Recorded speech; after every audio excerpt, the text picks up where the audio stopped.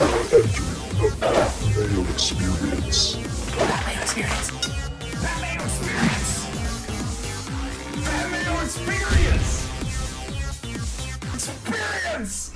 Welcome to the Pat Mayo Experience, presented by DraftKings 2022, the Players Championship DraftKings Millionaire Maker picks and preview, breaking down each of the ranges. Want to remind everyone out there to smash the like button for the episode. Subscribe to Mayo Media Network because we have full steam Players coverage coming at you the rest of the week. The research show is already out on the pod feed and the video network, so go check that out after you watch this if you haven't already. In the comment section, please leave me your favorite $6,000 option on DraftKings this week for the Millionaire Maker. And I do want to let you know, Monday, Tuesday, and Wednesday, we will have full Players content. Myself and Tyler Tamboline will be live on Wednesday, noon Eastern time, if you have any questions about your lineup construction. But I got some money to give away to all you good people out there. If you can't win it on DraftKings, you can at least get it from me, because I'm just like rich Uncle Pennybags over here. I'm just giving it away. So here's what you do. If you subscribe to the Pat Mayo Experience audio podcast on Apple Podcasts or Spotify, leave a 5-star rating and a review with your Twitter handle or email in the address, you're in a draw for one of multiple $100 giveaways. Just PayPal that off right to you. So Apple Podcasts, Spotify, 5-star review. Then say something nice about the show, obviously, and then leave your Twitter handle or email, and then boom, you're in that draw. Tyler Tamboline is in studio with me. Ben Rasa is on the screen. We've got the crew back together. I promise I will try not to yell at you too much, Tambo. It's okay if you do. I'm happy to be back with you. Happy to be back with Ben, the Three Musketeers back in the booth. And I've got my notes here now. You see the laptop in front of you. I'm lucky enough to be here in studio with you lately. It's great. Appreciate it. But that's the problem with lists. I'm a visual learner. Now, if you list anything, I'll have it right here in front of me, and I can bounce the thoughts back and forth. What do you think is a better list, Rasa? Do you think it is Tambo not being able to list players, or Luke list putting at the Arnold Palmer Invitational? Yeah, that is a dangerous battle, because Luke List yesterday, he put up a lot of points at API, but he did not make the cut for us. Now I'm excited. This is a great tournament. We were talking before the show. Strongest field, big time money. Excited to hop on with you guys as always. I have a newsletter post coming out every single day, Sunday through Wednesday, so please subscribe to the free Mayo Media newsletter. It'll have tidbits, it'll have giveaways, it'll have everything compartmentalized into one place. That's down in the description. The Pat Mayo Experience DraftKings Listeners League is now available. 5,000 spots, $75,000 of rake-free guaranteed money. It is truly the best tournament on DraftKings. If we can fill this one quickly by, say, Wednesday afternoon, we're probably going to get $100K guaranteed for the Masters. So let's fill that up as quickly as possible. Even crazy not to play in that league. So hit the description. You can find it down there. And fantasynational.com, where I'm getting all of my stats from today. If you want to try it out, use the lineup generator, use the simulator, research your own stats, fantasynational.com/Mayo for 20% off. Tambo, you mentioned right before the show that you like the Players Championship. I don't. I hate this stupid tournament. I do horrible at it every single year, but you like these super strong fields, and obviously you have cleaned up in these strong field events. Your partner at runpuresports.com, Big T, won the $1 million at this tournament last year. So what do we do when we have all of the best players? I think that's what it comes down to. That's what the strategy lies within. Everyone hates it because it's hard to make the choices. We're going to talk through it here in a moment, go through tier by tier. There's some very strong tiers, one of the strongest fields in golf, but you have to take those stands. You have to start making some decisions. You and I talked about even last week for the Arnold Palmer. We made some decisions. Some worked out, some not so much, but that's how you got to do it. And if you do that here, you can get yourself in a pretty good position over the weekend. Like you said, Big T shipped the Millie last year by going with like Bryson and Justin Thomas when there was all those other names around them that people wanted to play. And sometimes that's all it takes. Ben, I feel like my 6 of 6 percentage at the Players Championship might be 1% over the past 6 years. So you got a chance. It's funny. I'm with Tambo. I love the strong field. I love that you have to take some stands. You can build some wild teams. I hate this course. It's great to watch. It's just so frustrating. I wake up, Russell Knox, 17. Like he's still trying to land that from like 5 years ago. I still have those memories. It's such a high variance course. So we have that to deal with, but I'm right in line with you guys. You can find some really talented guys at low ownership because there's just too many guys to play, and that forces people to make decisions. I like that type of build overall. Obviously, we're recording this before the conclusion of the Arnold Palmer Invitational, so the good people out there can ingest this in their earbuds or watch it on YouTube or watch it on Game Plus TV, wherever it might be. So I think that's going to really impact the ownership. For example, like if Rory ends up winning by 6 strokes, he's going to be the highest owned guy at the Players Championship. If Vic ends up winning by 6, he'll be the highest owned guy at the Players Championship. So when we speak about ownership percentages right now and trying to find the contrarian guys, I think the contrarian guys will remain the contrarian guys, but who ends up being the highest owned, who really knows? Like if Rahm storms the course on Sunday and all of a sudden he's T3 at Bay Hill, everyone's gonna be like, oh yeah, John Rahm's fine. He had like a bad round. Don't worry about it. We'll go back to him here. So let's start with the $10,000 plus range. And you kind of hit on it, Tambo, that you really kind of have to make your choices here. Like when you say that, and I'm someone who's gonna play like 20 lineups into the Millionaire Maker, a lot of these guys just aren't going to make my player pool. And what we discussed before the show is I think Colin Morikawa is going to win.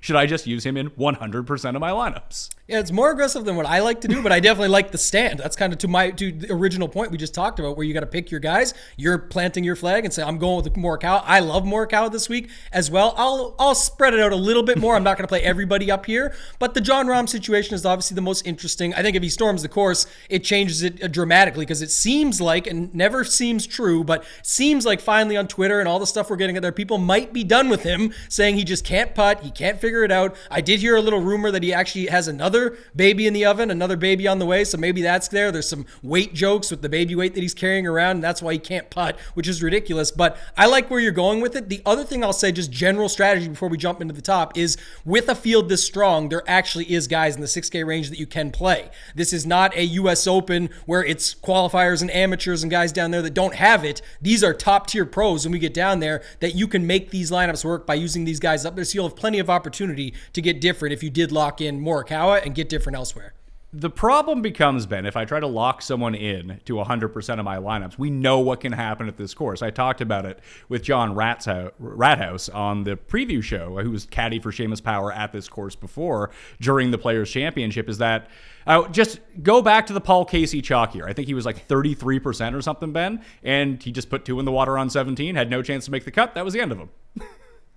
Yeah, it sounds like something that Paul Casey would do. It's just, you know, when you talk about aggressive stands and really strong fields, typically like at Augusta, I think you can lock button some guys because such a high percentage of the field make a cut. Even if your guy doesn't have it on Thursday or Friday, probably getting through. But here, all these guys, and you know, if you look over course history, if you play this long enough, you're going to have some miscuts in there. It's just unavoidable. It's just high variance golf. So I get it. I think it is a good idea to isolate your guy and make a stand.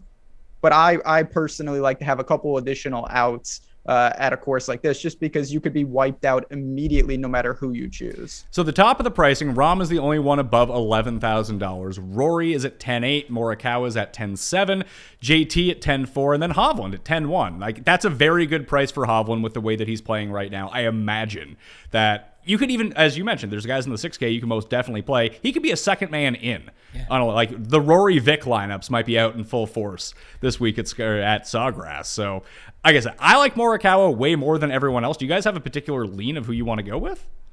I can go. Mine first is with you. I'm with you on Morikawa. The interesting part is that if I had got this pricing even before API, I wasn't interested in Rory and Vic. I liked Rahm. I always like Morikawa, and of course I like JT. I don't necessarily think he's going to repeat, but I want this type of game here, and I think they just have the all-around, the best approach, the best ball striking, all of that, who I want. So hopefully Rory and Hovland can stay up top at the API this week, and maybe the ownership funnels there anyway, but results-oriented aside, I was with you on Kawa. We talked last week about it, and I'll still sprinkle. I'm more with Ben there, where I would just sprinkle it. If I go 40% Morikawa, I can still get some shares of JT, and if I want to sprinkle Rahm in as well, and get away with just using those 3. For as random as this course seems to be, Ben, it is the very top end players, generally speaking. Obviously, you're going to have your 700 to 1C. Woo! Kims come out of nowhere and end up winning, but it's usually one of the top guys. So do you think it's better off, like if I want to go with Morikawa, am I okay with fading the rest of the 10Ks and maybe just load up on the 9s? I mean, you can definitely do that, but you also can make a stand on Morikawa and still get exposure to these guys within the lineup. Like, it's not going to be a hard build. I think we're all kind of saying this already, to have Morikawa and JT together, to have Morikawa and Hovland, or any of these guys. So I'm drawn particularly to Justin Thomas. Of course, he's the defending champ. I like where the game is at. The putter, yeah, it's a little concerning, no doubt, but I think it'll be fine. Not playing here at API, I think that Rory and Hovland probably going to be there at the end here, and that is going to steam their ownership. So if I had to rank them for me, it would be JT 1, Rom 2, and then probably Rory 3. Oh, so you're not on Team Morikawa whatsoever. I'm not.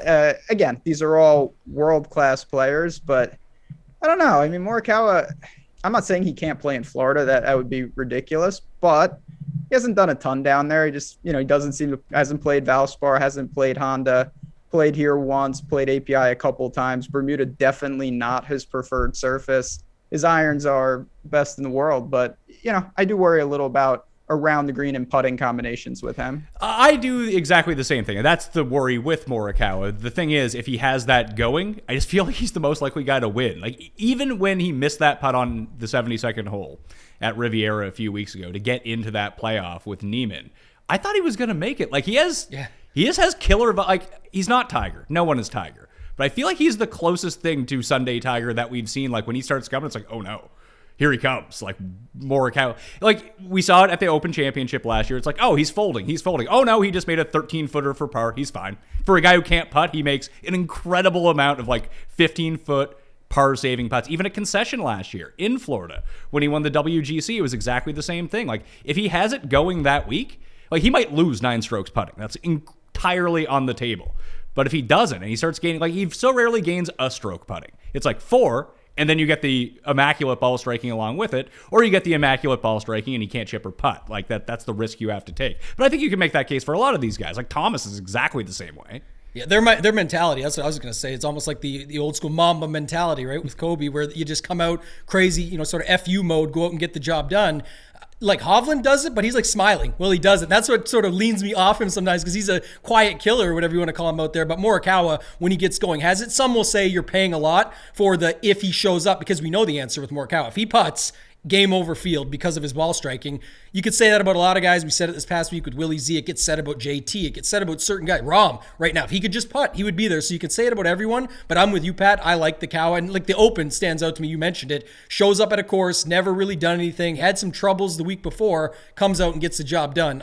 Not great here in the time he came out and played it, but I think it's totally different now and come out and get the job done. Yeah, even when you look at it last year, he dropped I think it was a total of 5 strokes between chipping and putting. He was still one of the leaders in approach. He was one of the leaders in driving. Just do that again, make a few putts. Chip and Eagle at Genesis looked pretty good there down the stretch too. It's weird because some guys, Morikawa is one of them, we even saw he had the chip in to win at the PGA Championship in San Francisco 2 years ago. It's just he sucks around the greens, but he's better on these tight surfaces, I find, when he ends up chipping. And that's what you see a lot at the Pete Dye courses, and that's what you see a lot specifically at this Pete Dye course, where you could putt from off the green if you really want to. That's what Webb Simpson did the year that he won, was just I'm 10 feet off the green, don't worry about it, I'll make it from where the rough should be, but isn't because it's a shaved green. So I think everyone wants to hear this part of the show, Tambo. If you had to rank these 5 guys, 1 to 5, in the order that you would want to play them, what is the order?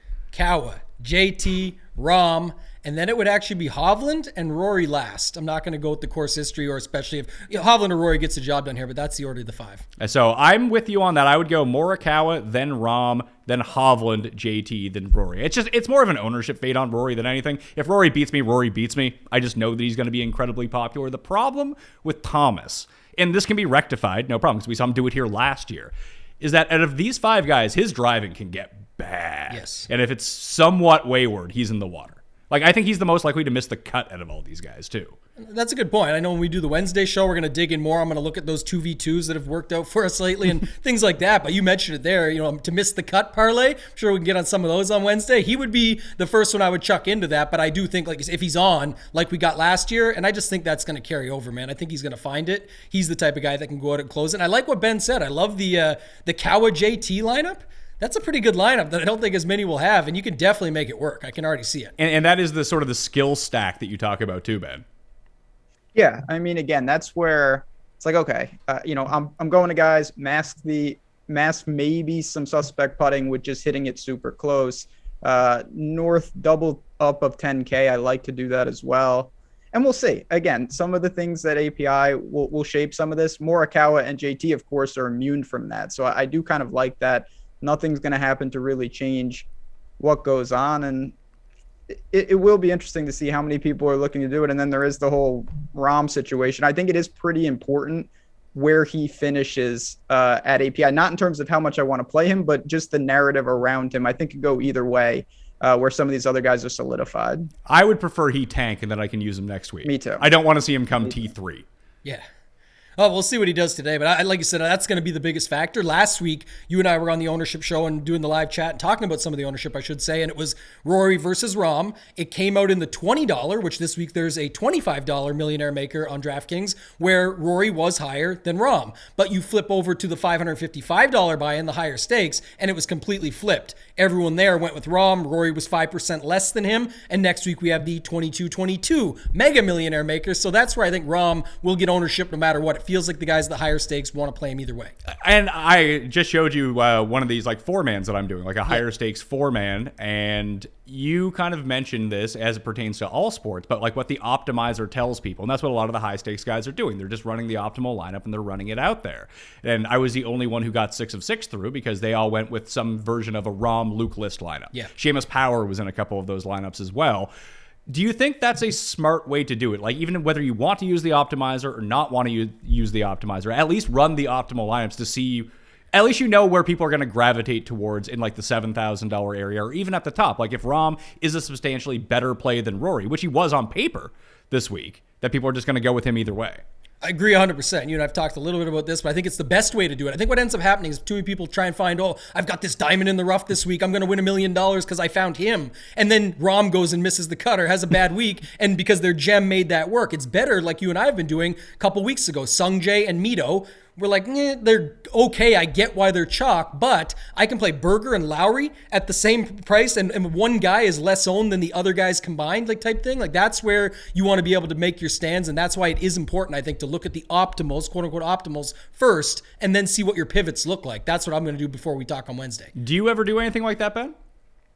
Yeah, so a lot of times, and we get this question at Awesemo a lot about like, you know, I'm in a small field tournament. How would you do it? And I always recommend build a cash lineup first and then start changing it. If you really want to be different, go like 3v3. If you think you only need a small tweak, a 2v2. So I always, I'm right in line with you guys.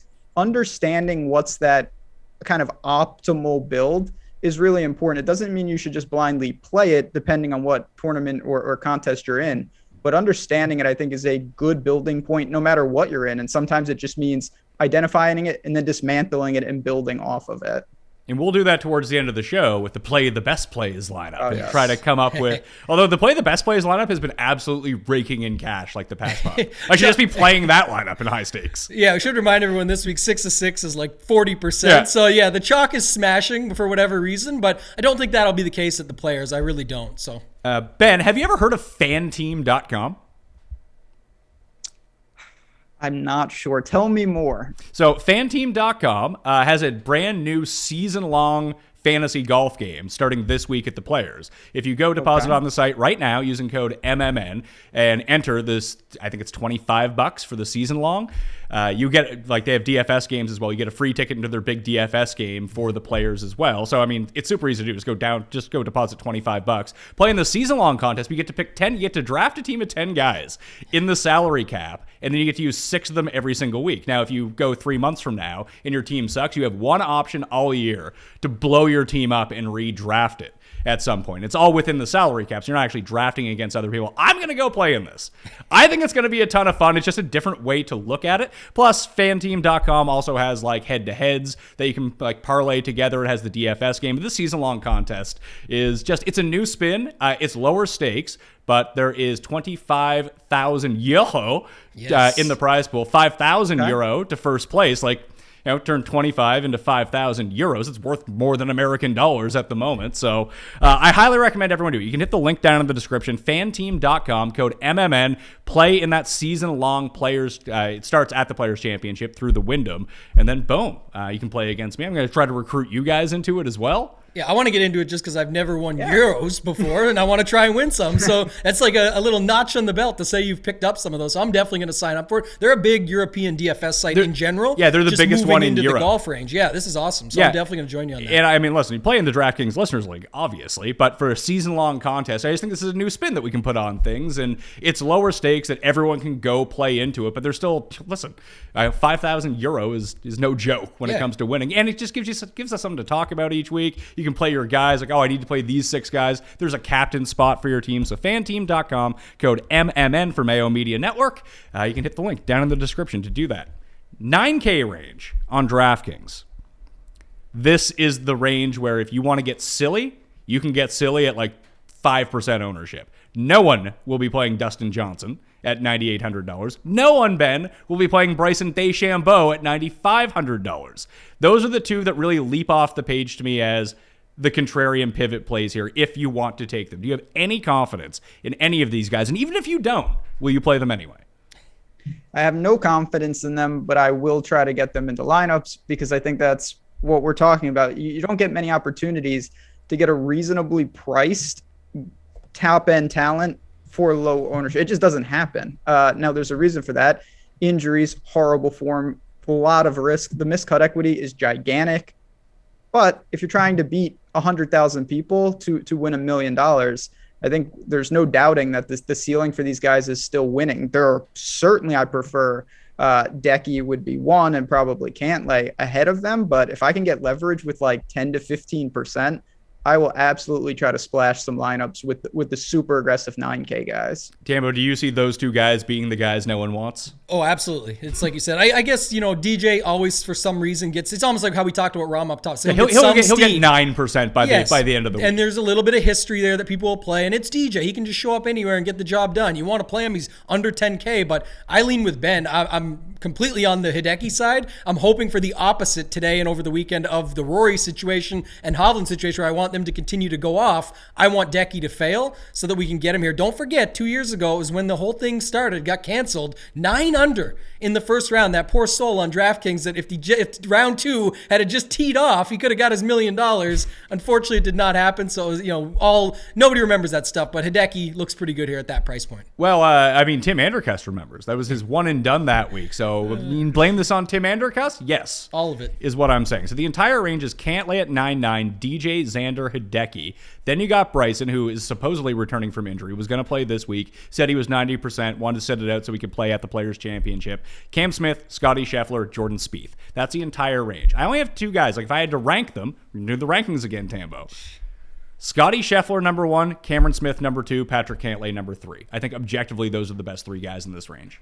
Glad you brought up Cameron Smith. That was the one I wanted to bring up because I think, just going back, I'm sure we'll talk about $7,600 Webb Simpson here in a second, but you already brought him up earlier. The foreshadowing is that when he came out to this course and went off, it was basically Cam Smith's game. That's what he's doing now. It's the around the green. It's the putter. Has the full tee to green. Everyone sort of underrates him. Wouldn't expect it, but you could have lineups that have him in as your 3rd guy in, or you could go completely contrarian, skip out on this stuff where everyone's using the guys at the top. Probably don't fully recommend that, but just saying, you could say, if he's my winner, let's see what I can jam in with him there, and he'll be your 1st or 2nd guy in those builds. But I think that's just a way of getting completely unique and off the board. I like him. I like your Scheffler call as well. I think people just, again, price is there. We're going to talk Willie Z when we get to the 8K range. These guys are just, they can't get priced up enough, but their results and everything speak for themselves, and they have the actual upside to come through for you in some of those builds, 2nd guy, 3rd guy in.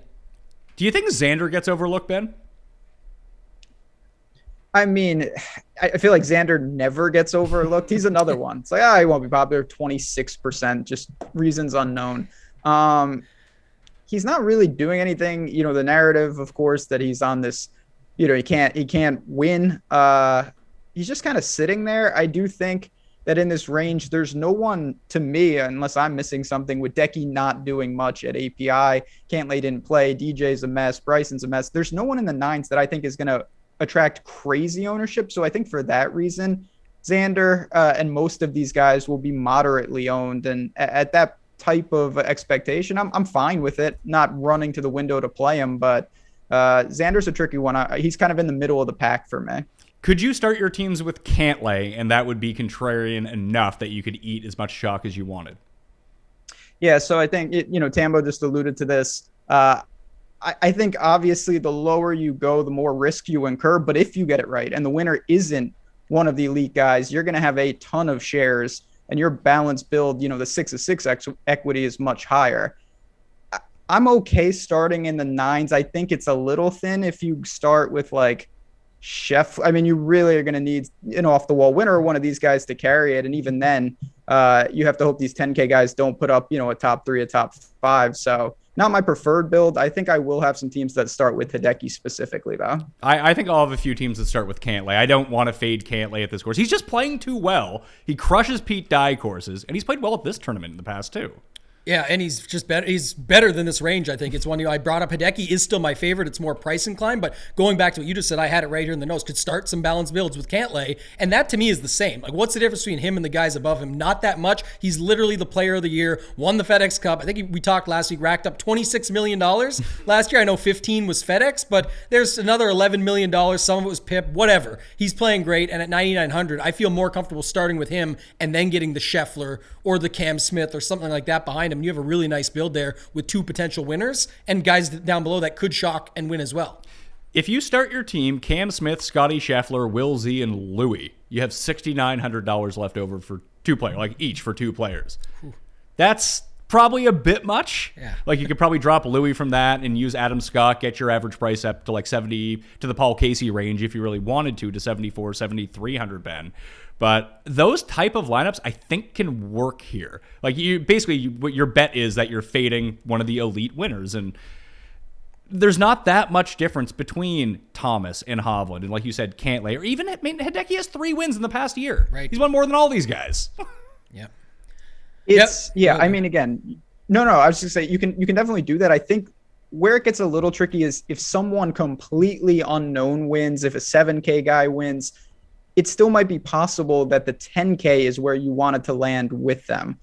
So what you really need is like a blocker in the 9s to destroy, and that thins the margins of how many people, if you get 2 guys in the 9s that have monster performances, it's really hard to build that with Rahm. And so you kind of box a guy like Rahm out in that situation. And that's where the lineup construction is so important.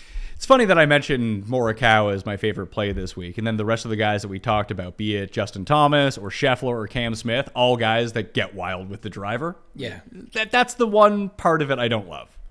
Yeah, it makes it a little bit more tricky. I think, just in the lineup construction factor that Ben just mentioned, going back to that Kawa and JT, because like you just mentioned, some of these guys could have problems, but we can make a story for a lot of these 9K guys. Others will go to the DJs and the Brysons just because they're different, not in a high ownership level, but to say like, how can I get unique? Sometimes just skipping a range is the way I look at it. And if you go those 2 10K guys, you're not getting a 9K guy. So you could naturally fall into it with similar guys down below, but a different construction up top where you avoid some of this possible trouble. How do you think that Dustin and Bryson are best deployed if you want to use it? Do you have a preference between either one of them? Because I think Bryson might be slow rolling everyone here. Yeah, I was going to say that. I'm going to get my arm twisted. He literally won Big T $1 million last year. He's going to say go back to him. He does have the scoring ability. He's not horrible. His stats here for what he did play were okay. And like you said, what if he's sandbagging it a little? We all say that about Tiger right now. We know that it was talked about last week. Tiger's going to wait probably till the Open because it's a course he can walk, but he looks pretty good in everything he's been doing. What about Bryson? We're not really getting to see anything.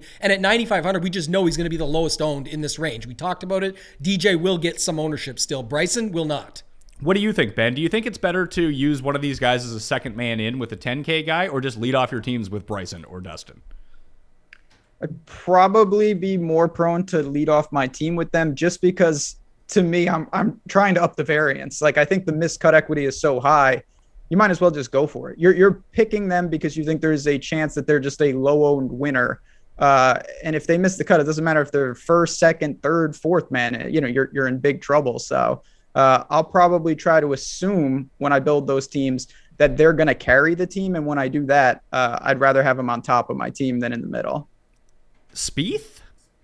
Spieth's not going to be owned. He's never really played all that outside of his first ever appearance at Sawgrass. He's been kind of brutal here. Too much driver talk that we've just had, and then picturing Spieth going out there with the driver and hoping that it goes right. Not for me, definitely not. There's other guys. I'll play Willie Z, which we'll talk about in a minute, well before I play Spieth here. All right, well, let's go to the 8s then. Lead us off with Will Zalatoris, who you crushed me for betting this week at 33-1 at API. Friday, I mean, listen, he might come back and win for all I know. I grabbed him at 200 to 1. Then I grabbed him again at 1,000 to 1. Why not? He was off to a hot start on Saturday before we jumped on air either. But why do you like him now at $8,900? Well, for starters, the price is right. He's down here at 8,900. Last week, I know it was only 9,400, but totally different strength of field. Here, I think he's able to find his way up the board. He can be your third guy in. It just doesn't matter. Last week, people were starting lineups with him or using him as the second guy in. Second of all, my partner in crime, Kenny Kim, tried to dunk on me last night with the tweet that he put out of Will Zalatoris' last 50 starts with Hovland, Morikawa, and Scheffler, and the numbers do show up. And I didn't want to respond at 1 o'clock in the morning when I was scrolling it, but I did read it. Appreciate the research, Kenny, and I just felt like saying, sounds like a great DraftKings play, because he has one thing he doesn't have that they do is the wins, right? It's just not that closer mentality that we talked about earlier with a guy like Morikawa. Zalatoris 8,900, the stats line up, everything looks good here. We want a guy that's not going to get into too much trouble. The drive has still looked good. The mistakes have still been the same with the putter. And if you can just figure it out at 8,900 as your third guy into the lineup, or who knows, I think that's going to be okay here. I got no problem going back to him at 8,900. And it's funny, Ben, because it's not even really the putter. It's the putter within like 5 feet of the cup. Yeah, I don't know what that is. There's certain guys like that where it's like, oh, they gained, 0 strokes putting. It's like they missed 7 5-footers, but they hit a couple 40-footers. He's kind of got that. I don't mind the play at all, but for me, it is a pretty target-rich range right below him. So shares are going to be important. I'm going to probably attack this range pretty heavily. I like a lot of these guys in the mid to upper 8s. So this will all depend on your lineup construction. Obviously, I just talked about if you go low 9s to start, you can jam in 2 of these guys if you really want to. If you use the 10K guys, you could use 2 of them if you only use one of the 9Ks or 10Ks and completely go over the 9Ks and like that build that you talked about, Tambo. But the entire range is Zalatoris, Berger, Louis, Brooks, Finau, Neiman. Neiman's at 8,400. Sungjae, Scott, Billy Ho, and Shane Lowry, who's playing some good golf right now, had a very good performance here a year ago as well. I think the Berger's gonna be the most popular.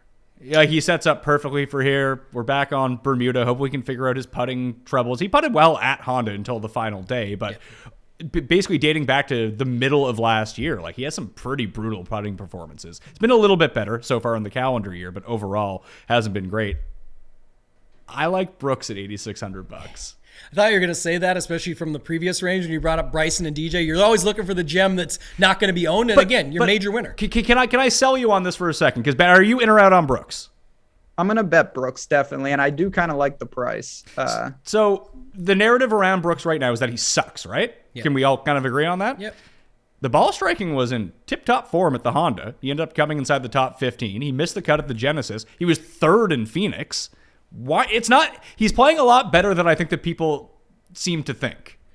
I agree. I actually had it here. I do like him. I think, again, it's boom bust for sure, but the boom is real boom. And at 8,600, the price is ridiculous, especially considering, like you said, and I don't even know what your thoughts were on Willie Z's ownership when we've got Louis, who we're going to talk about, I'm guessing, with Ben here, of course, and then Daniel Berger, who you mentioned is definitely, in my opinion, going to be the most popular in this range, probably for good reason. He's good, but now remember, he's back to the stronger field. And what I've always said about Daniel Berger, it was last time out, didn't work out in the end, but back when he won AT&T Pebble Beach Pro-Am, when he gets into those weaker fields, he crushes. When he comes here, he's probably like a 30th place.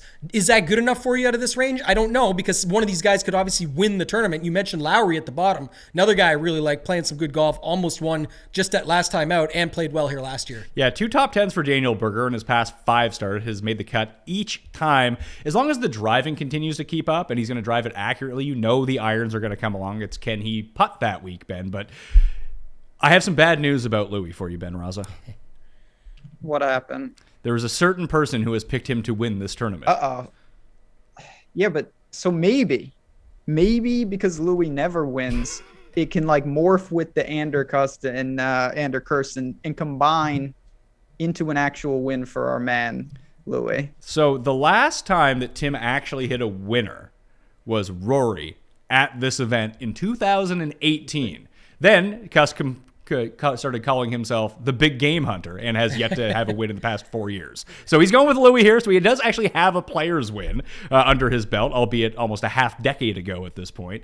Do we think that Louis is going to be popular? Do we think he's not going to be? He had the most birdies at the Honda Classic. He just had a ton of bogeys.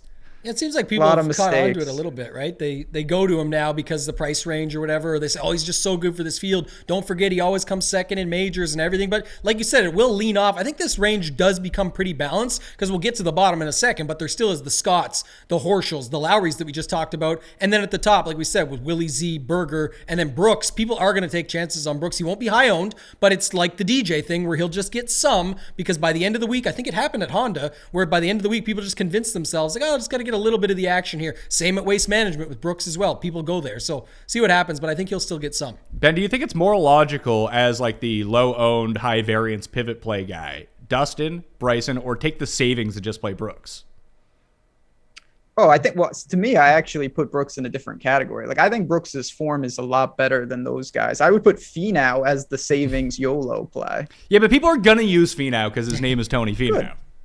Good. They should use him. Get rid of him because if people use him, those are shares that I can live with. If Finau beats me, he beats me. I'm not that worried about playing Brooks, to be honest. I think he's fine. You've got Louis, who's a random number generator. I'm not going to pretend to analyze his form as long as he's got the mattress and everything will be good to go. But there's just a lot of shares. I mean, you don't have room for everyone. That's been the theme of this show. Even before the camera was rolling, we were talking about that. Someone is going to get squeezed in these ranges, and maybe it will be a guy like Brooks. If that's the case, I will definitely get over on him then. So back to your point, Tambo, about really making a stand. Like, you're going to be crossing off a ton of these guys. Obviously, you haven't made that decision yet, but when it comes to the day and you submit your lineups, there's going to be a lot of these guys not in it. Yeah.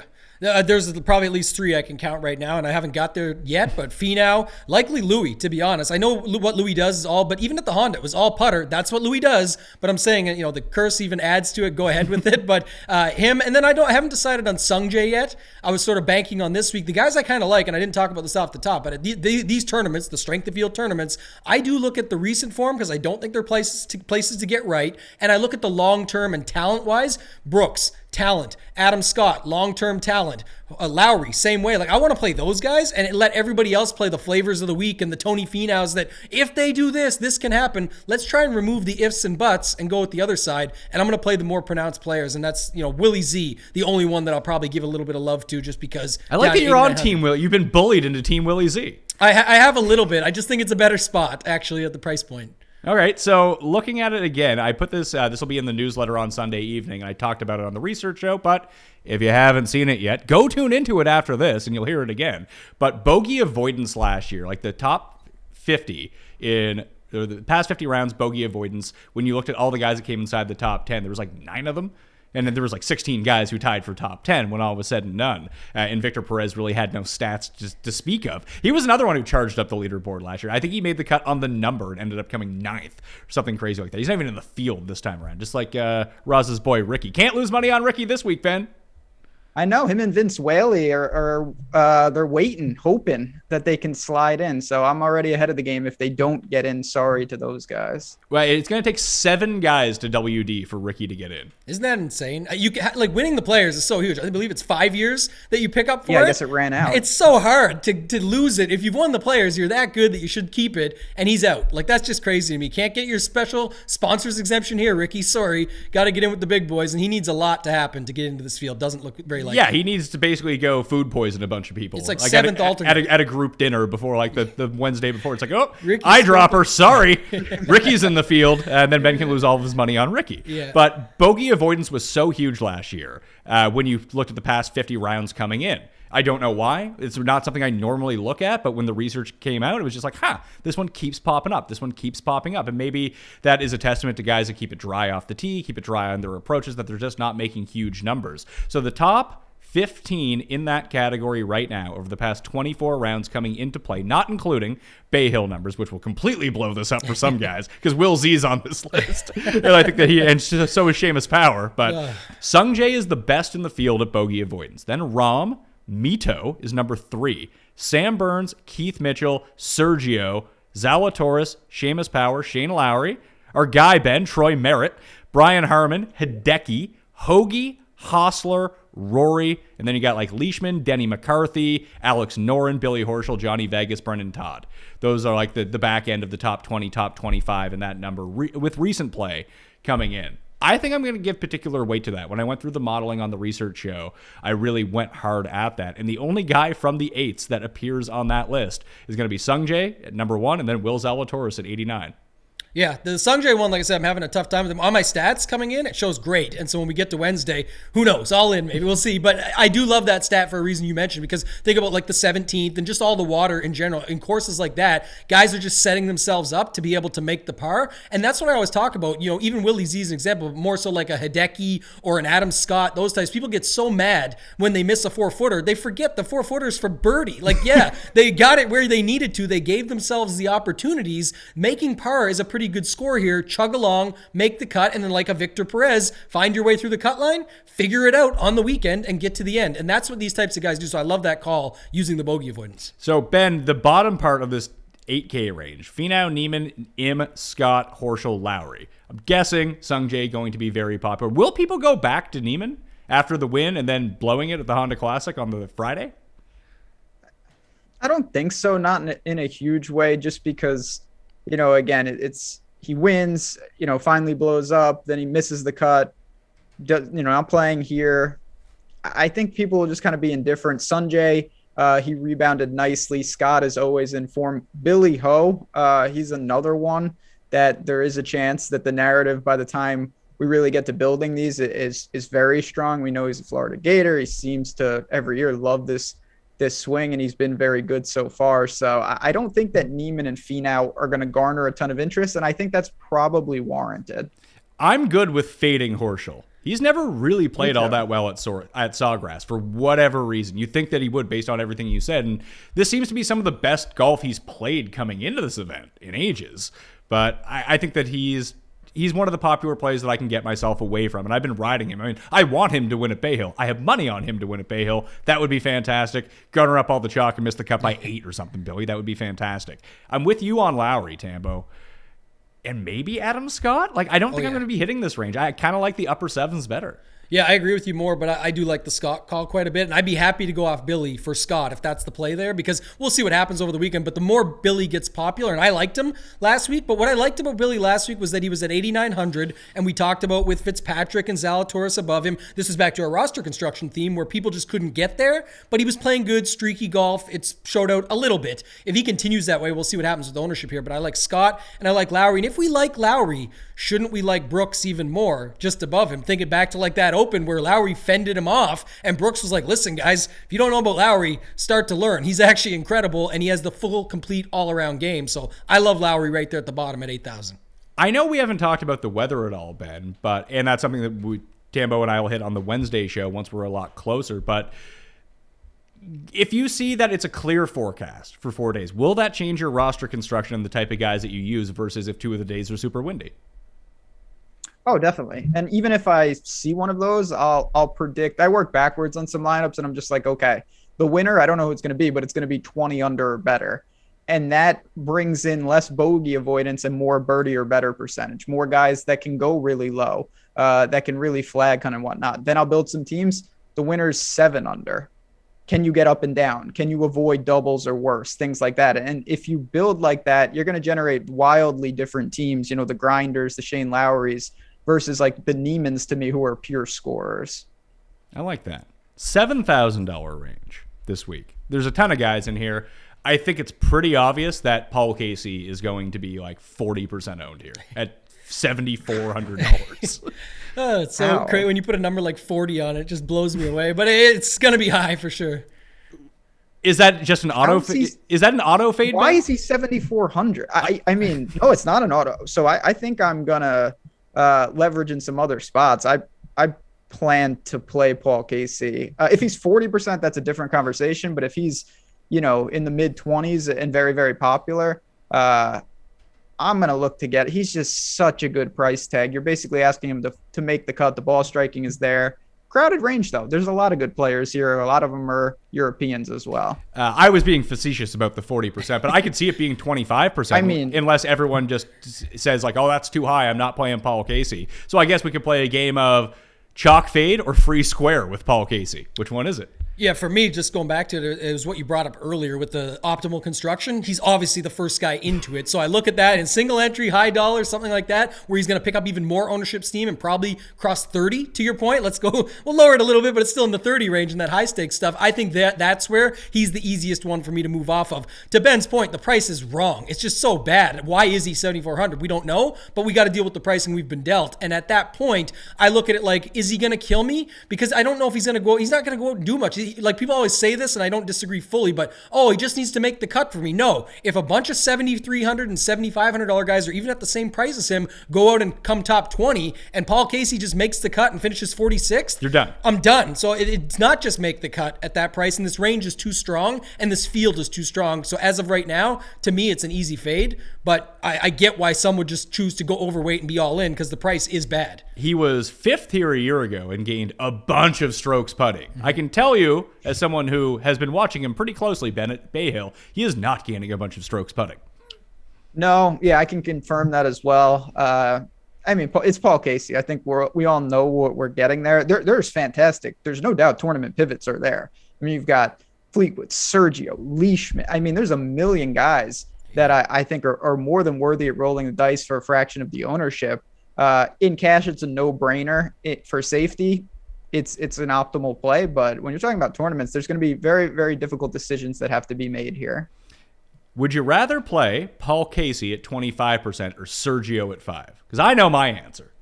Yeah, I think my answer is the same as yours based on what I just said. But like Ben said, there's going to be pivots here no matter what. So I think that's one of them. But look at the names. This is not just this isn't your normal week like last week where you're deciding between certain other guys that came off the Corn Ferry Tour. Yeah, this isn't Chris Kirk versus Cameron Young. Correct. Yes, that's what I'm saying. When you've got Fleetwood, Woodland, Sergio, Henley, Rose, Siwoo, Kim, your boy, coming back, like all these guys in this range are very strong plays. So that's why I'm more comfortable with it than normal. But to Ben's point, in cash, something like that. And don't forget, there is ways to get different with Paul Casey. You can use them and play the lineups differently and get your leverage up top with the Brysons and the DJs or something like that and do it a whole different way.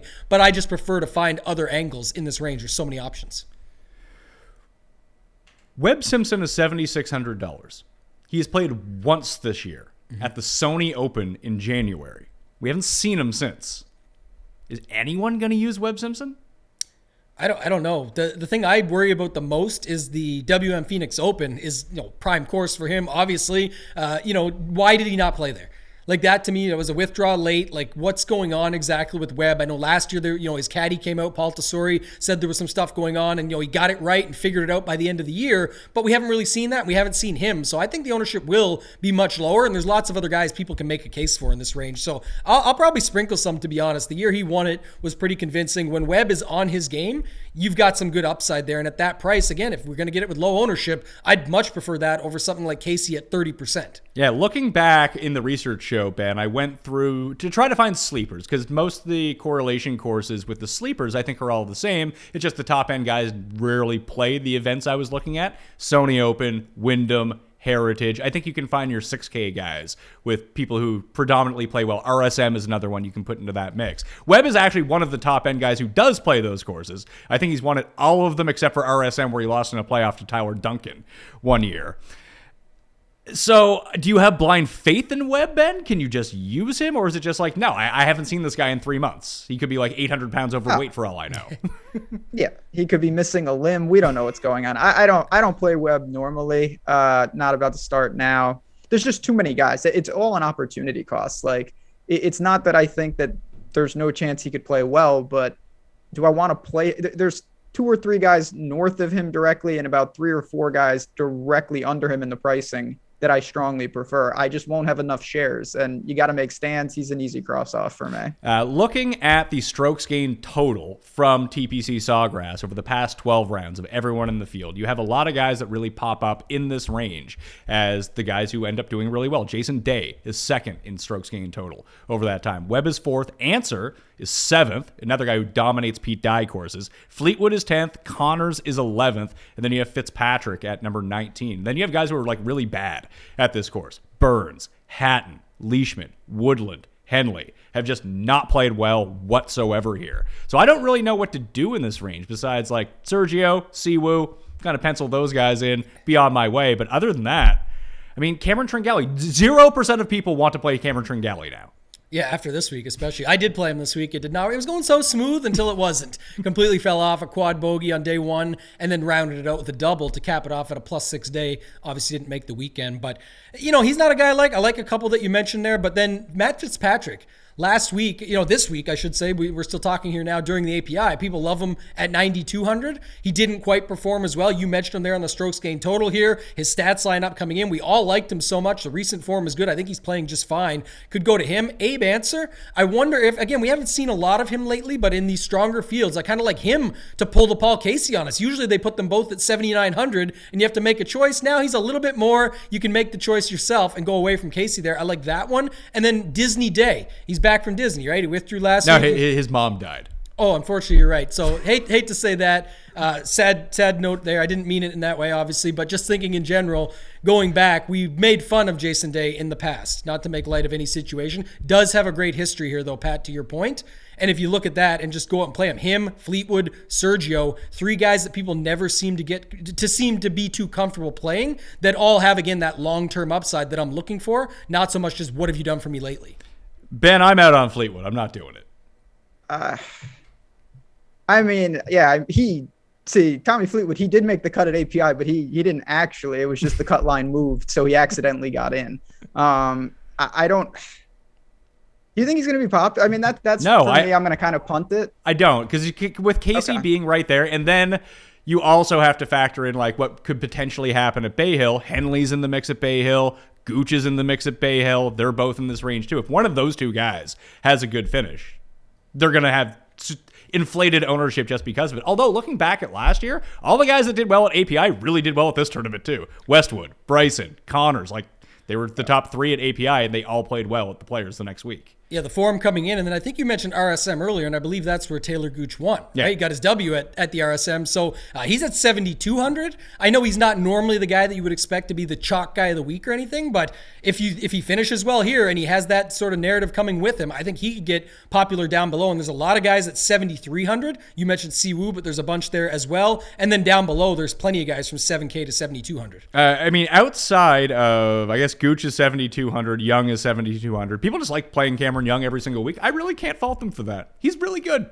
He's a great player. I know that he's a bomber, but sometimes bombers have played really well at Sawgrass because they can still take advantage of the par fives and basically do what Bryson did last year. It's like, screw it. I'm hitting 5-iron off of every tee. I'm long enough to get there. Don't worry about it. Just make sure I'm not in the water. That's a good strategy. Bryson is underrated at thinking through a golf course. I don't think he gets any credit for that. And I think he's probably the best guy out there right now in terms of really game planning of how to attack a course. He might not always be right at what he does, but we've even seen him have success at like Heritage, another one where you need to be very strategic off the tee. It's like, oh, I'm actually better off being in the left rough than the right fairway because I actually have an angle towards the hole, and I know that the rough isn't that detrimental. His U.S. Open strategy of, I'm just going to hit it as far as possible. If everyone's going to be in the rough, I might as well be the closest guy to the hole and use my wedges instead of 7-irons out of rough no one can get out of. And here last year, just really game planning around where to take the chances, but knowing where to lay up. It was a lot of restraint that I should have expected it based on what I've seen out of him in the past,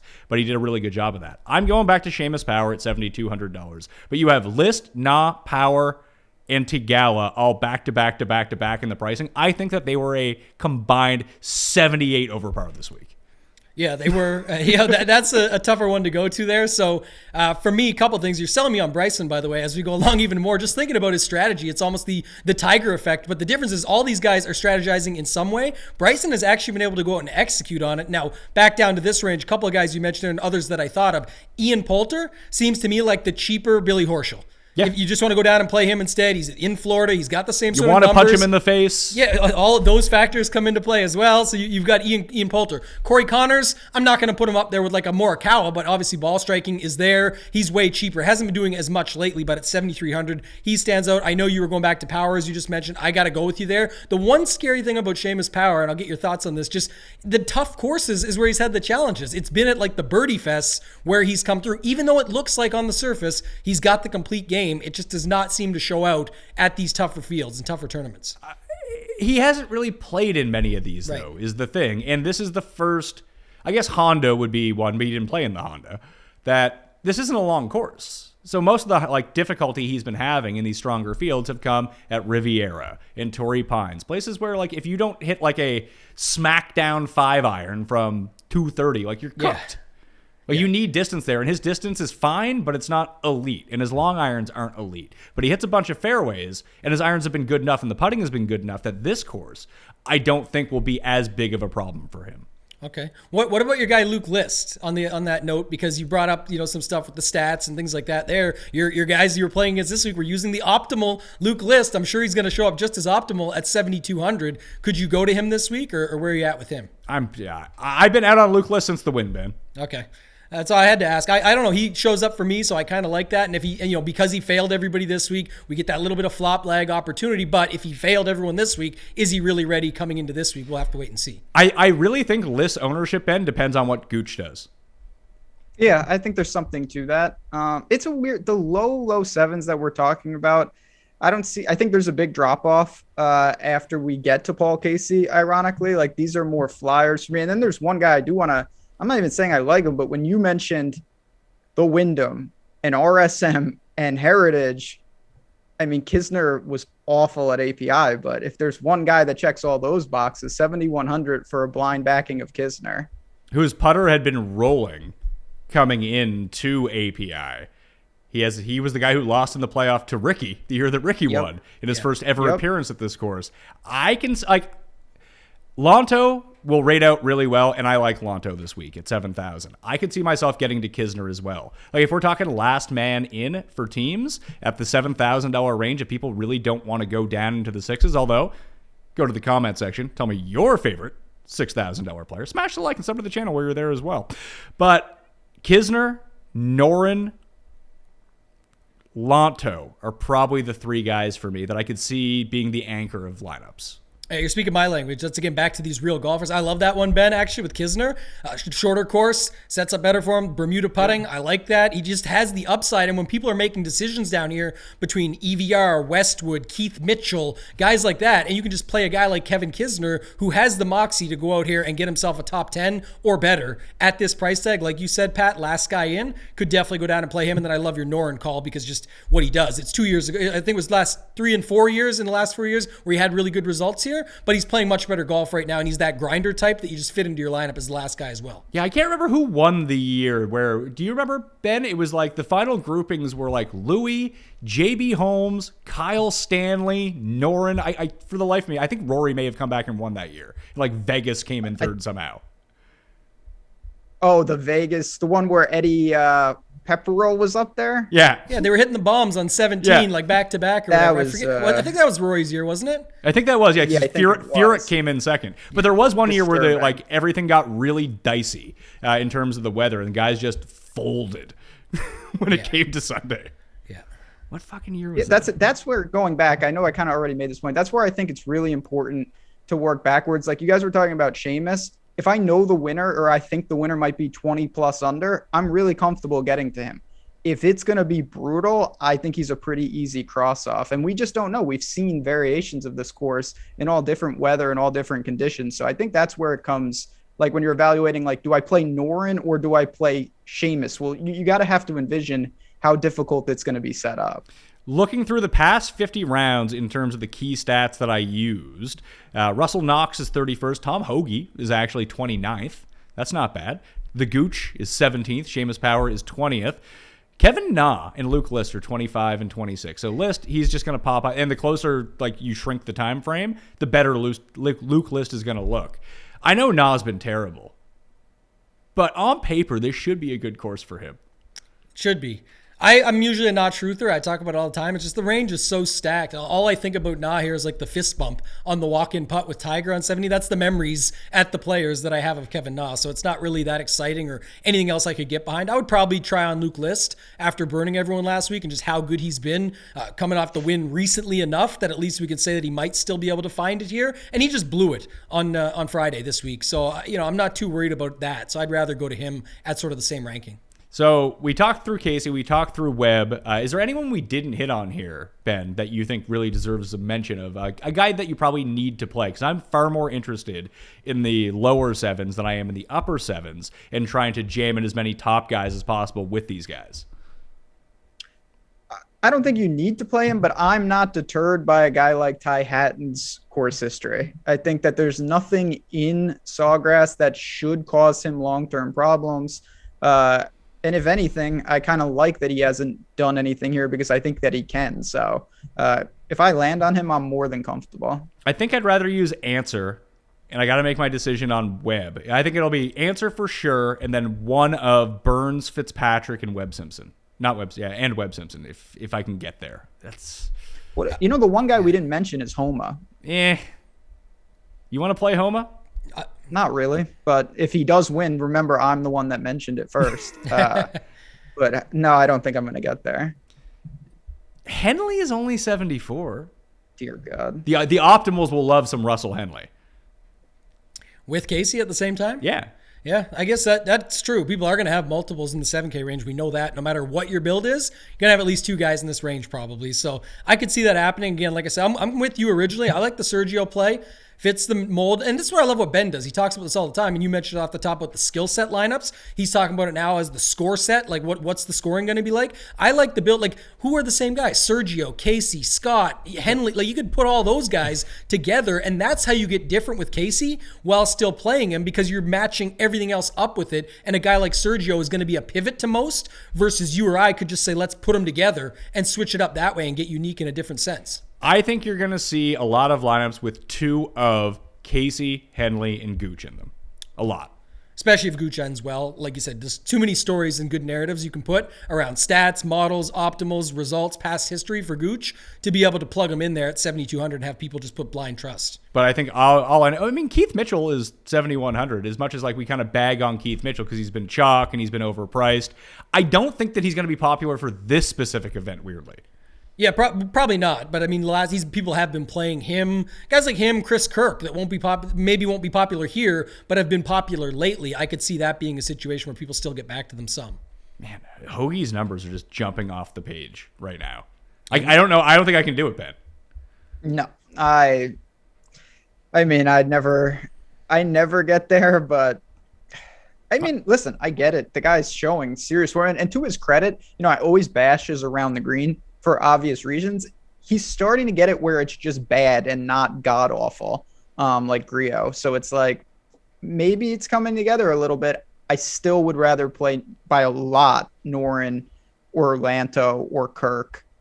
So I'm not going to get to him. I think I'm going to take Kirk out and I'm going to put Hoagie in just based off the numbers right now. I think if you just put gun to my head, Kirk's probably a better play, but I doubt very many people are going to use Hoagie. He was 6 over Thursday at Bay Hill, but then followed it up with a 3 under, actually snuck through the weekend. So, and these would be the type of events where I think I would prefer to have him, like a shorter course. Yeah, like you said, no denying the numbers pop off the page. This is where I do take some more stands, and I loved your Norin call that you had. That's where I was already at and marked up here. I'll just get more overweight on a guy like him and then spread it. I actually am bringing in, again, it's only Saturday for us, but I'm bringing in Kisner for sure. I just love that call. I think it makes so much sense here when you think about it, and nobody's going to go there at 7,100 with all these other guys we've mentioned. $6,000 range. If you want to get a bit aggressive at the top end, 2 10K guys, an 8K guy, you're going to have to venture down. Even the lineup that I built at the beginning of the show, starting with Cam Smith and then Scheffler and then Berger and then Louis, you have 2 players left for $6,900. And you can go to the top end of this. You can go to the bottom end of this. Ben, we'll start with you. The 3 that I'm looking at from the top end, I have stars next to the Todd father, Brendan Todd, $6,800. Mito at $6,700. It's a good price for Mito, who's been like 82, 85 recently.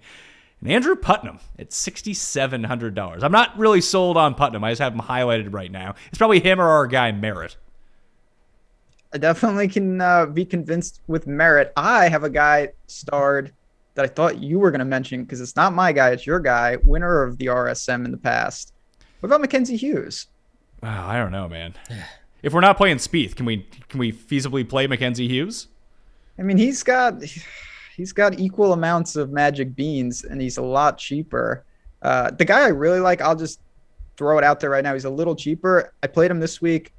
Bo Hostler is quietly getting it together.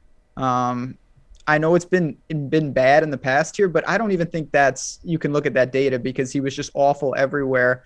I know it's not going to look great from a stats perspective. He's a little erratic, but I think that Bo Hostler mid 6K, worth a flyer or two for sure. He needs the putter to show up because the driving. I mean, just watching him in that final round at Pebble, when I think he found every fairway bunker on the front nine. At least they were the fairway bunkers in the middle of the fairway at Pebble Beach. That's always good. He works out of it though. He does. Like, he gets himself in and out of trouble. Hey, he popped up on that bogey avoidance list. It's because he drained so many putts though. Yeah, tremendous pressure on his putter. I mean, Denny McCarthy's the same way. Wise is 66. I'm just saying. I'll let Tambo take the reins if he wants to talk about Wise. But, he's here. I think he's still playing at API, doing his thing. And Wise has been so polarizing lately, right? And so when we all played him as chalk, he burned us. And we all still go back to him as chalk, he burns us. And then you get off him and he makes a cut all of a sudden. And so this is just tough for people to get right. So I do think the ownership will be a bit lower. I was surprised at a couple things here. Neither of you yet, at least, have mentioned Bryant Harmon right at the top. I'm sure he gets some love, but he's got himself a really great history here. Solid here last year. Fits the mold. Again, you mentioned Ben Kisner there. If Harmon starts picking up all the ownership, I love the Kisner play even more, just ending out there instead, with most dropping down. But then there's Keegan Bradley, cut maker with some upside, has been coming around a little bit lately. We know what you need with him, but he has the upside to get a top 30 here. He's done it. And then, Pat, I'll save this one for you. He mentioned Hughes. I think there's another Canadian down at the bottom that you could go to. And like Hostler, you got to find the putter. He usually does, which Hostler does, but so does this guy. Who's your guy down here at 6,500? Hadwin generally makes cuts at this tournament. He's gained strokes putting in each of his past 5 trips to Sawgrass. And the putter's been his real problem so far this year. The irons have started to come back to life. He's still hitting every single fairway. He's basically morphed into Brennan Todd. Yeah. And solid history. 4 or 5 made cuts, 29th last year, getting it together. Like you said, I like that at that price tag where there's can be make a cut. Sure, to my point earlier, that's not good enough, but make a cut and get me a top 30. That's great at this price. And yeah, at that price too. Like it's different if Paul Casey makes the cut, Ben, at $7,400 and comes 56th. The cost of his price point versus what you could have taken in that range, it's going to be highly detrimental to the rest of your lineups. If you take Hadwin at 6,500 and he comes T38, that's probably going to help you no matter what happens because you've jammed in better players to begin with, and no one's going to make rhyme or reason from the $6,500 anyway. It's not like, Sergio won, and the move was don't play Casey. You should have played Sergio. That was the difference in you winning. It's not like it very well could be, but it's not like, I played Adam Hadwin and Charles Schwartzel won. Yeah, baby. That's right. No, it's true. I mean, the pivots that you're competing against, it's going to be missed cuts, ugly performances. There's just not that many options. So if you get Hadwin to the weekend, there's not going to be that many other players that even fit that mold, never mind have a top finish. So I'm going to look at him. It's someone, to be honest, I just never get to Hadwin, but there are some names up and down, and that just goes all the way back to the top. You can absolutely be aggressive because there are names even in the lower 6Ks that I think you could get to if you're in a jam. JT Postum, play him here every single year. He's never finished anything but 22nd in this tournament in his 2 appearances. Back to back. Wyndham. Ben, your boys here, Lahiri, same price as JT Poston if he picks up speed. How is Lahiri in this field and Ricky isn't? I don't know, man. Wow. And gets the Lahiri made the cut at API. Did he I didn't know he was in the tournament until I looked this morning, but that's irregardless. Lahiri's doing some things. I got to ask, what about Peters? Oh man, he made a par saving putt on the 36th hole, number 18, from like 15 feet to make the cut at Bay Hill, and it was like, I can't believe he did this. It was just like the Sergio to cash all of the lineups on 16 on day 1. He made a horrendous chip from like a foot off the green to put it like 13 feet past the hole, but then he made the 13-footer. Like, I can't believe that just happened. Thank you. Then I just assumed Sam Burns was going to miss the 2-footer to screw it up for me, but he didn't. It cashed for everyone. But Poston at 61 is a play to me. Hayden Buckley might be a play too at $6,000. Like he's either going to be 38 over par or be in contention. It seems. Yeah, what about Pendrith? I'm not a big Buckley guy. I get it. It makes sense and at the price tag. But, the couple of the plays standing out will make some decisions by Wednesday, I'm sure. But the Peters one that was just brought up by Ben, I liked him coming into round 3 showdown. I'm not sure what he's done today, but the numbers didn't look too bad after round 2. And then you just mentioned there, this range has a few other guys. So I don't know. My question was going to be around, Sam Ryder, Peters, guys like that in this range. And then Taylor Pendrith, Pat, he's another Canadian. People just take him as a bomber. We've said this all the time. He is a bomber. Which he is. But then this week you look at it, and we just talked about it again with a guy like Hadwin. If he does this, probably is needed. If he comes through and makes the cut, Pendrith does score a little bit more, and this week was no different. He's not crushing on the leaderboard, but he's crushing for DraftKings scoring, which is important to win these tournaments, of course. And with 4 par 5s and a drivable par 4, Ben, that can really come into play. Like, could he have a Johnny Vegas route to a top 5? I mean, again, I think this is where you're going to balance, your bogey avoidance. I wouldn't expect him to be on that type of list, but scoring, the guy is a dangerous scorer. It's a weird range though. Sam Ryder, it's a lot easier to play when you start with either a hole-in-one or a hole-out eagle every single round. That guy is insane with that. And then JJ Spawn is there. I'm not saying I'm going to play him, but he quietly is putting together a nice little Florida swing. I wanted to go to the Reaper after he was in one of the few final groups this tournament last year, but poor Doug Gim has got it going in a bad way right now. Not only is he averaging like 3 strokes lost putting per tournament, he's not ball striking at all anymore either. At least you can count on that. Yeah. That would be his jam. It's like, all right, he's going to gain off the tee. His irons are going to be dialed in, and he's going to be that guy that misses every 4-foot putt for birdie. But it's okay. He can scrape through to the weekend. I just think the game's in a bad spot right now. I don't love it personally. I think, again, there's other guys. A couple we didn't mention down here was Lucas Glover, and we just talked about Johnny Vegas. Johnny Vegas is in this range as well. No. Every time I play him, he's legit 30 over par. It's not going to be fun here to play him then, because that's very likely that it could happen.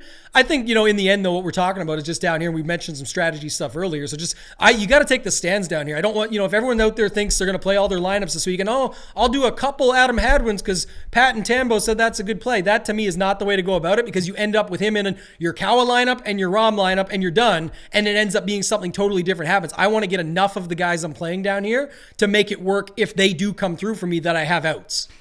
Yeah, this is always a point of contention, and we try to talk about it on the live show, and I don't think there's really a good answer to it, Ben, of do you go more spread out at the bottom or at the top? So I think that the key with that is that at the bottom, you don't need a lot of allocation to get a healthy exposure to these guys. Like, there is no one in the mid to lower sixes where it's like, I'm going to play 10% and I'm going to be under the field. Like, you don't need to go crazy. But up top, like with Morikawa, you really like him. If you play 25% Morikawa, that's not going to be a stand that's really worthwhile. You need to pump it up a little if you're really confident. So I think at the top, I'm always a little more concentrated. There's less choices, so it kind of works out. I'm more at the players. I'm going to spray and pray a little bit in the sixes. Okay. I think I'm going to try to do the same thing, but I don't know how many lineups I want to end in the sixes, to be perfectly honest.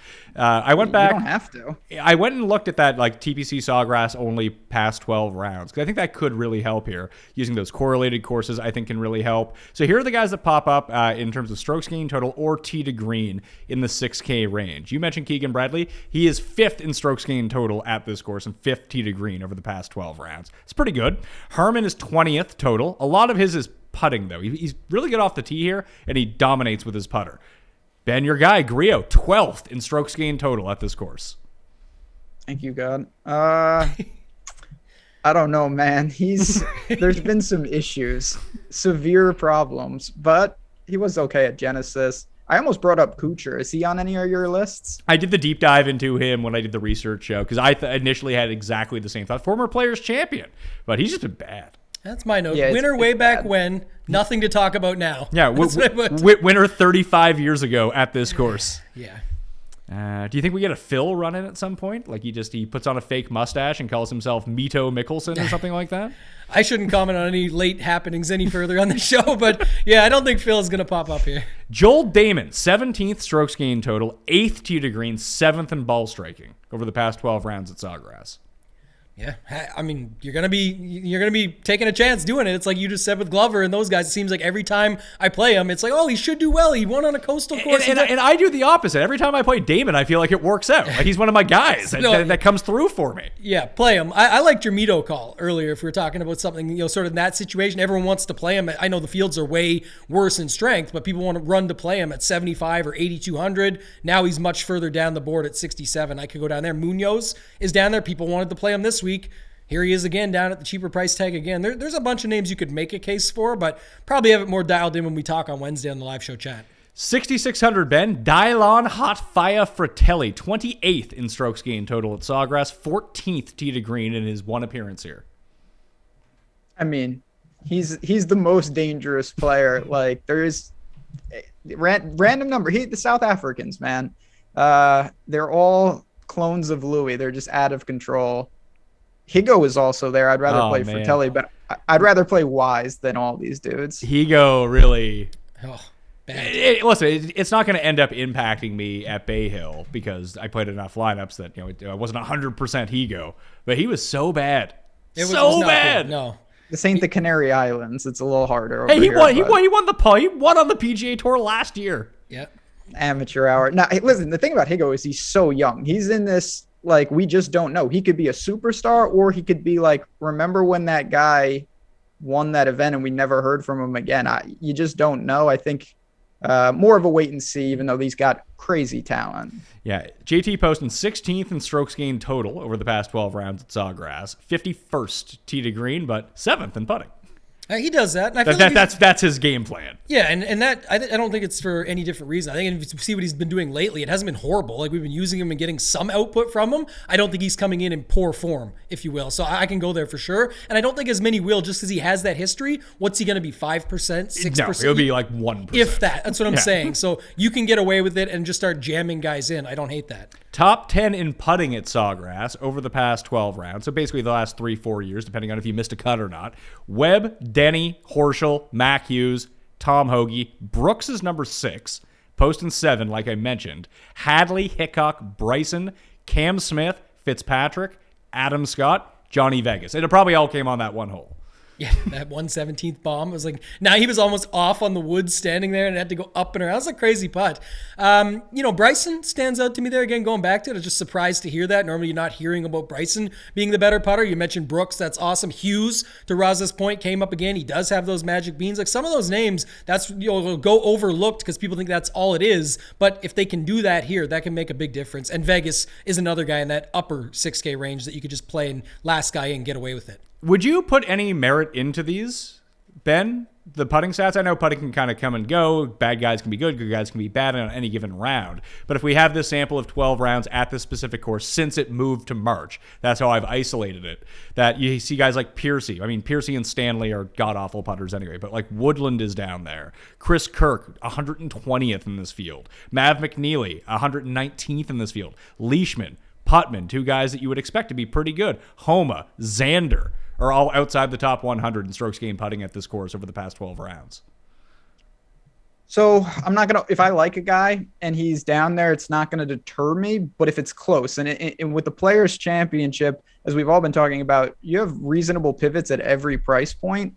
It will matter. So if I have a guy and I'm pretty close between two and one of them seemingly struggles, I think there is something to those greens. And then on the flip side, I've somehow forced myself to start playing guys like Denny McCarthy a little. And it's been actually nice because it's like, oh, he's got 22 feet. And you're just like, oh, sweet. I'm about to streak. Like, I don't have to worry about the 6 putt. Like, it's just a different type of golf with some of these guys. Of course, it's putting, it's high variance. We all know that. But some of them have proven track records that they really do excel on these conditions. I think I'll get to Denny. Yeah, I've been playing him. It's great. It's a whole new outlook on my life. It's good stuff. The excitement is just so much from you. He's like, oh, a 22-footer, sweet. Like, this is amazing. You're never saying that about anybody. Halftime, and for me, it's like 6 feet. Damn. No, well, it all depends on who you roster. Right. I think is what Ben is getting at. Yep. It's like when we play at those tournaments like Mayakoba and there is no shot tracker, or on the alternate courses at Pebble Beach, and you look at the shot tracker, it's like, oh, shot 1 to fairway. Well, this is a birdie. Yeah. Or shot 1 to rough. Like, this is a bogey. It's not how it works. Oh, gosh. And then it just says green, shot from the green, shot from the green, shot from the green, shot in the hole. And you're just like, what did this guy do? You don't have to worry about that with guys like Denny McCarthy. We should point out that the coverage for the Players is the best of any tournament all year. You can get live feeds whether you have ESPN Plus or whether you have Golf TV internationally like we do up here. We might do the Cut Sweat show on Friday. If you want to come over, Tambo, we're going to have the 8 screens I was inside. just going to say that. Each of them will have their own featured group. We'll have a 17 stream. We'll have the main feed. Yeah. This is the reason why I have all these TVs, so we can do. I wish every tournament was like this, but the Players really does do it well. Yeah, it's incredible. And I was just going to say that before you brought it up. You got the right spot for it because all those TVs are going to be needed and we're going to be loving it. It's going to be a great Cut Sweat. Seems like even yesterday, I know people were commenting on Twitter about the ESPN Plus stuff. Ben knows and can get access to it, but just that they are actually taking it into consideration. Baby steps, right? A little bit in the right direction. We'll take it, but we'll have the access to that here as well. Rasa, you ready to play the best plays? I am ready to build the best plays lineup. So essentially, we are going to try to build what we perceive to be, quote unquote, the best lineup, aka if a guy is taking a dump 2 minutes before this starts, who are the 6 guys that he's throwing in a lineup? Who are the most obvious plays of the week? Is Casey the first man in? Yes. Okay. Yes. So Casey's in. Casey's in this lineup, $7,400. Who else do you think fits that mold? Because at the top, it could be Rory, it could be Vic, it could be Rom. Like, that's not an easy selection. In the 9s, it could be no one. In the 8s, it's kind of tough. Like, Casey is just... I think that if Gooch ends up playing well, Gooch is going to be another guy in this. Yeah, I was going to say Burger if we're talking 8K range. Yeah, I was going to say Burger as well. So Burger's in. 8,800 Burger. I do like the Gooch call. If Ben wants to go against it, he can. I just think it's already like there's going to be enough to talk about there with him where people are comfortable with it. He's a cut maker, decent here. Like there's just everything lines up. So if you plug him in, you still have almost 9,000 for your last 3 spots.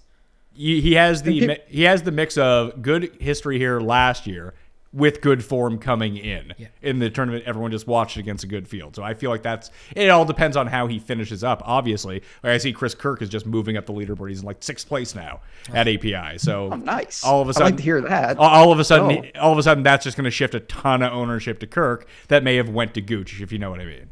So it's tough to parse that out right now. So those are the 2 obvious guys right off the top, Berger and Casey. Anyone else who's obvious? I think that you can make the case that a lot of people are going to look to the 6s and say, okay, there's some names, but man, I want to end at 72. Like it's going to be a really comfortable build for people to land on ending their teams with Gooch. And I think that's why he probably should be in this. So Gooch or Kirk at 7,000 to get that extra savings. Let's build it with Gooch and then see what it lands on. At the end, if we think the 200 is make or break, we could say there's your Kirk play. Yeah. We're going to commit, but we know that's possible based on how this tournament ends out. All right, so we'll leave that as the swing spot of 7,200. If we need the extra 200, we can get there. $8,700 remaining for our 3 guys. Who is the stud you think most people go to? Is it Hovland because of the pricing? I don't know, Ben. You think Hovland, Decky? If he wins... Yeah, if Hovland wins. I think if Hovland wins, it's definitely Hovland. We don't know that, of course, but the lowest of the 10s as the winner of API, I think will overtake Rory, who would be my other answer here. So let's just throw Rory in. I was going to say, let's do that, because one thing I don't foresee, no matter what happens here, even if Hovland wins this tournament and will be popular, yes, would you foresee a lot of Hovland starting point lineups when you've got Rom, Rory, Kawa, JT, guys above? It's still tough to see. I think a lot of people watched that first round on Thursday. Like even watching Sports Center up here, it was just like, Rory's back! And like most people won't even know how he ended up finishing at the tournament, whether he wins or comes 20th or something like that. It's just like, oh, I saw Rory was on, let's use Rory. I agree. And that's why I think that makes more sense, starting with him. So Rory, Berger, Casey, Gooch. That leaves us 7,900 for 2 spots, Ben. 7,900 for 2 spots. All right. I'm looking at... I have clicked in... I don't know if we need to do this, but do you think that people will see Billy Ho's recent form here, know he's a Florida guy, and say, okay, at 81, and he gives you access to a ton of guys? Or do you think it's more Sunjay? If you use someone in those low 8s, then you're into the upper 7s. You could theoretically... you could do like Fitzy, Answer. Well, I think you could also do... I mean, if we talked about Gooch and we talked about Kirk, what if you use Gooch and Kirk? And now you have 8,800 and use Louis. That's the build.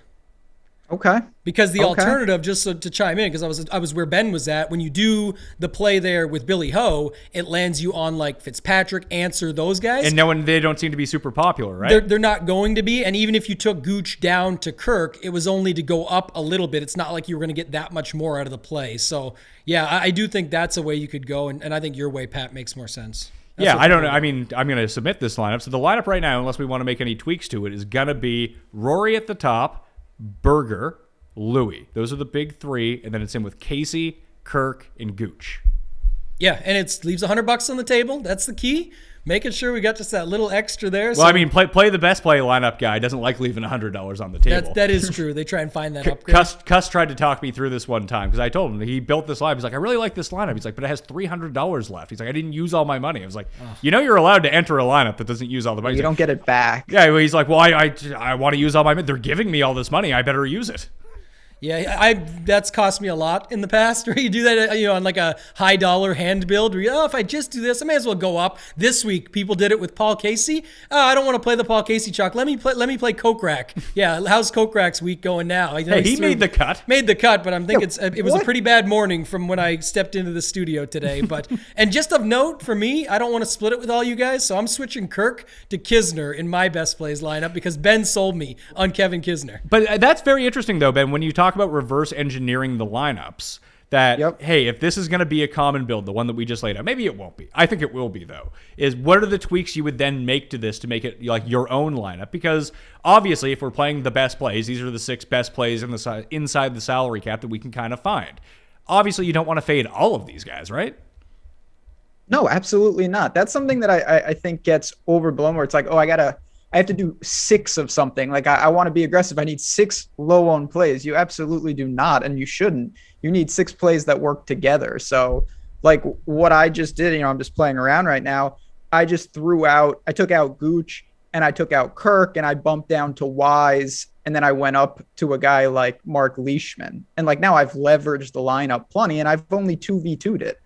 There's a million permutations you can make. And I've kept the core intact because I think at the surface, we'd all agree there's a reason guys are really popular. It's because they're playing good. They're in good spots. So you don't want to just totally ignore those guys. You just want to find small tweaks.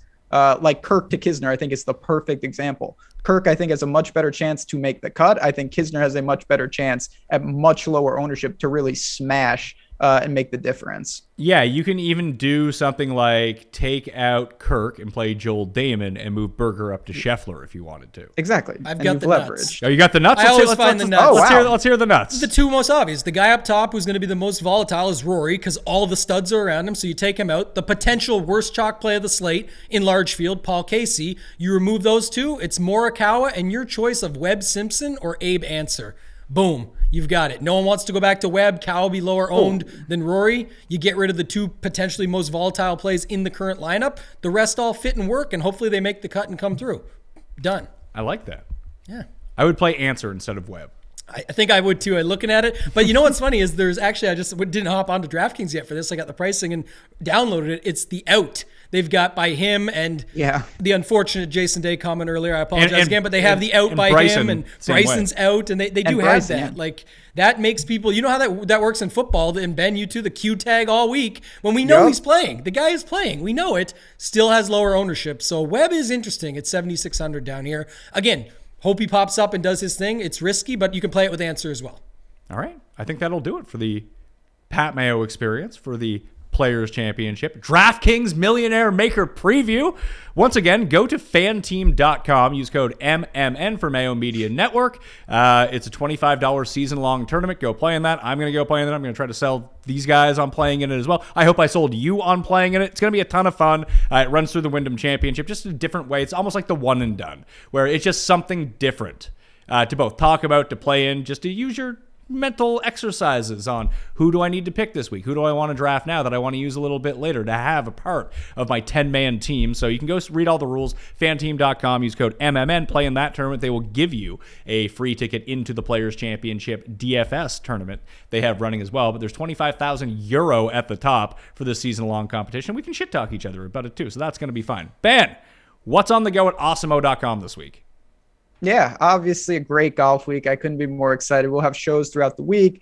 And if you're looking to get those tools, you're looking to join the community with Alex, me, and everyone there, awesemo.com/join. Even if you want to come in just for the week, we would love to have you. So just a really fun golf week for the whole community. Smash the like. Give me your favorite 6K guys in the description. Sub to Mayo Media Network, where you can find Tambo with me on Wednesday and the Run Pure Sports team doing showdown content Thursday night and Friday night.